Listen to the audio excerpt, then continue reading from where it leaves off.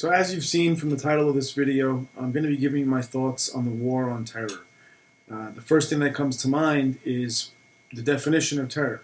What is terror, and how does one define who is or is not considered a terrorist?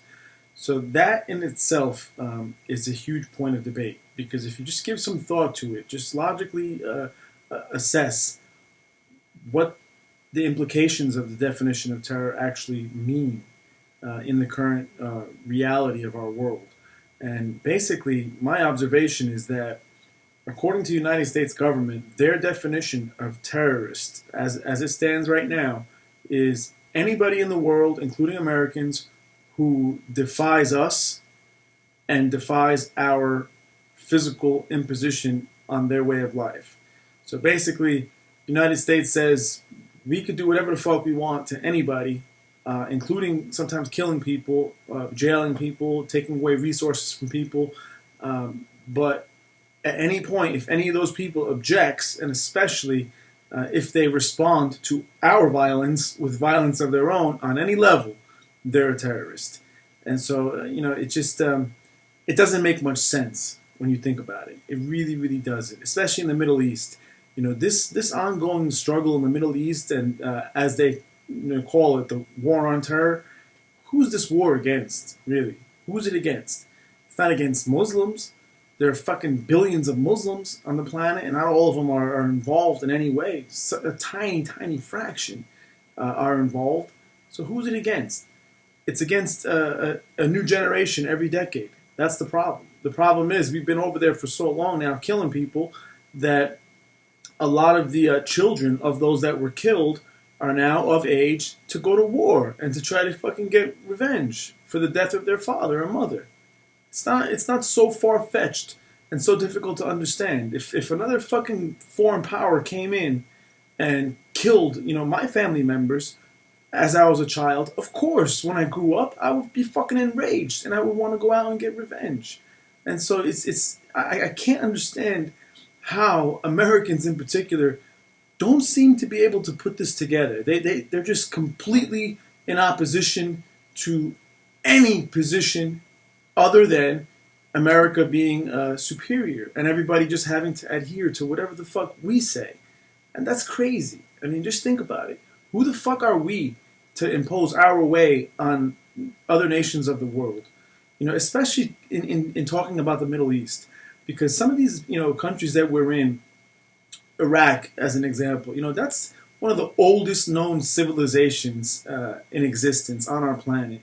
Okay, so they've been around for thousands of years.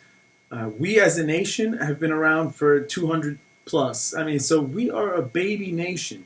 And for us to have the fucking audacity to go to these other places and impose our way, or make an attempt to impose our way on them through force, violence, and threats of violence and actual killings, and then label the people terrorists when they want to fight back, or when they unite amongst themselves and say this is enough. We've lost enough of our people. Enough of our land has been destroyed. Americans just can't fathom that. They don't understand, and they start with the bullshit rhetoric, and they start, every Muslim is bad. I mean, come on, open your fucking eyes out there, people. You need to stop thinking in lines of American, European, Islamist, Jew, Christian. Just think of fucking in the sense of humanity. We're all humans. We're all people. And for the American to have the position that, fuck them, we don't care about them, you only have that position because you've never been on the other end. Trust me. All those that support war and are gung-ho for invasions and shit, you've never fucking seen what that reality is. And that's why you have that position. So I'd encourage people to just seriously give it some thought. Give some thought to what you stand behind and what principles you want to really espouse for yourself. It's not as black and white as people make it seem. But what is very fucking clear is that you can't blame the people for being upset that their fucking family members are being killed and their way of life is being destroyed. You can't blame them. You can't blame them for getting upset. You can't blame them for retaliating. Watch some of my other videos and you'll see. In one of them I gave a story about somebody who was trying to violate my rights physically, and then if I respond, I'm the bad guy. How the fuck does that make sense? We as a nation are the aggressor. We are the aggressor. We are decimating these people. And it's so unfortunate when things happen, when killings happen, but that's part of war. And I'm always confused by the fact that, if a couple of ours die, it's like the fucking end of the world, yet millions of theirs are being killed. And nobody seems to care. And the reason they don't care, in my opinion, is because these lines have been drawn and pushed on us for so long. These lines of separation between religions, between nations, between colors, between sexes, it's all bullshit.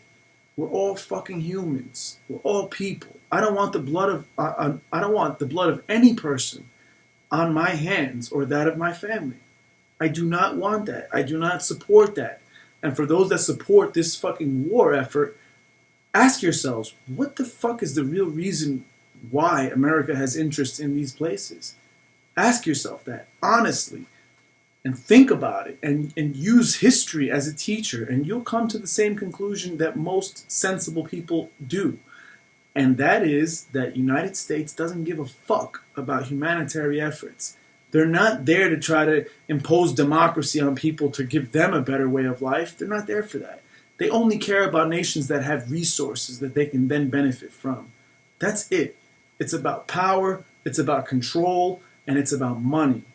It's never about anything else. I wish it was. I wish I could tell you that my country is the best and they're morally strong and they care and they're so concerned with others that they go out of their way and they risk the lives of their soldiers. That's bullshit. They are risking the lives of our soldiers for fucking profit. And the soldiers, for the most part, are too intellectually challenged to see that. And they have this crazy idea that the people they're killing in battle, they're not going to be held accountable for those deaths. Come on.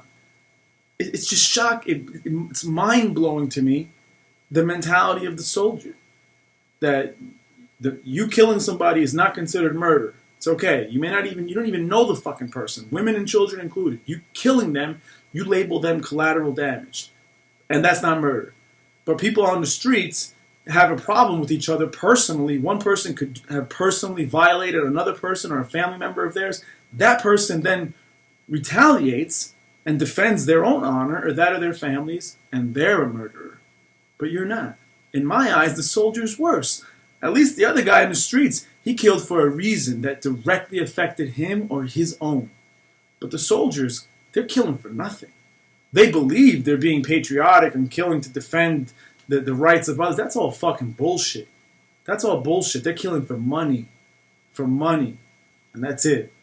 And I hope you guys can take this as a little bit of a different perspective on this whole war on terror. There are no fucking terrorists. There are only people. There are only people. And if you want this war to end, you have to realize that the current path that we're on, it will never end.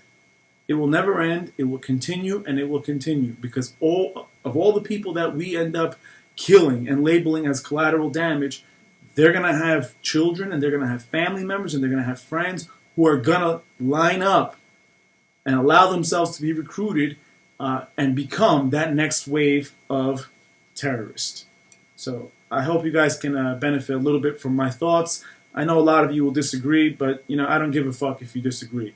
If you want to disagree in an intelligent way and have the debate, please leave some feedback in the comments, and I'm happy to do so. Thanks.